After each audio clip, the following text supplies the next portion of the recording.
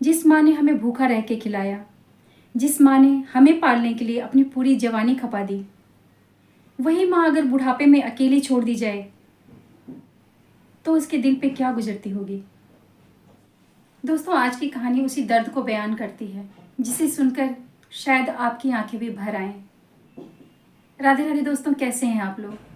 दोस्तों, ये कहानी गांव की में एक साधारण सी महिला रहती थी। उनका नाम था सुशीला देवी। शादी के कुछ ही साल बाद उनके पति चल बसे, लेकिन उन्होंने कभी हार नहीं मानी।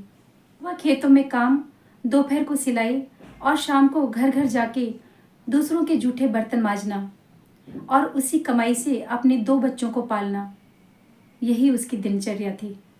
कभी कभी तो रात को वो भूखे पेट सो जाती, पर बच्चों की प्लेट कभी खाली नहीं रहने दी। उनका बस एक ही सपना था कि किसी तरह वो अपने बच्चों को पढ़ा लिखा कर एक बड़ा आदमी बनाए और उनको गर्व महसूस कराएं। उनका यही एक सपना था। इसी तरह साल बीतते गए, बच्चे बड़े हुए, पढ़ लिख के बड़े आदमी बने और अच्छी नौकरी करने लगे। माँ ने सोचा कि अब घर में खुशियाँ लौटेंगी। बेटों की शादियाँ हुई, घर में बहुएं आई। सुशीला देवी का मन उम्मीद से भरा हुआ था। बस वो इन्हीं ख्यालों में रहती कि अब मुझे बुढ़ापे का सहारा मिल गया। लेकिन दोस्तों, हकीकत तो कुछ और थी। बहुएं आई, कुछ टाइम बीता और बहुएं सुशीला देवी को ताने मारने लगी। बहुएं कहते कि माँ, आपकी वजह से ना खर्च ज़्यादा बढ़े हुए हैं, आपकी वजह से ज़्यादा खर्चे होते हैं, आप थोड़ा अपने खर्चों पे कंट्रोल करें।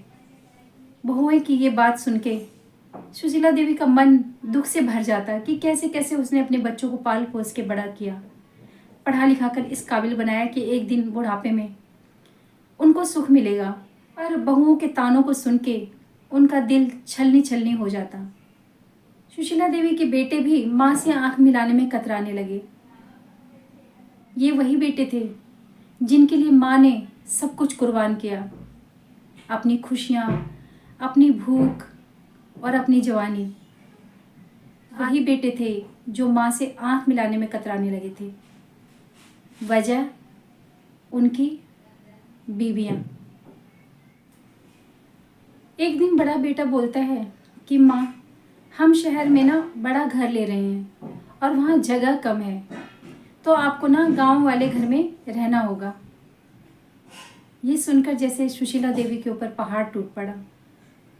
उस रात सुशीला देवी अपने कपड़ों को समेटते हुए भगवान से ये कहने लगी कि हे भगवान, मैंने अपने बच्चों को पालने में कोई कमी नहीं छोड़ी।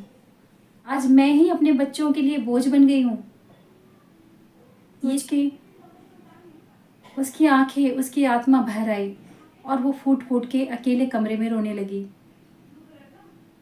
अब सुशीला देवी गांव आ चुकी थी, टूटी फूटी झोपड़ी में रहने लगी थी।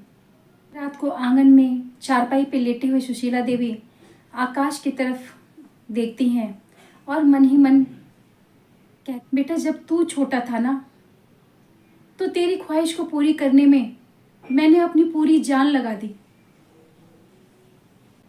आज मेरी एक ही ख्वाहिश है कि तू मेरे पास आकर माँ कहकर मुझे गले लगा ले।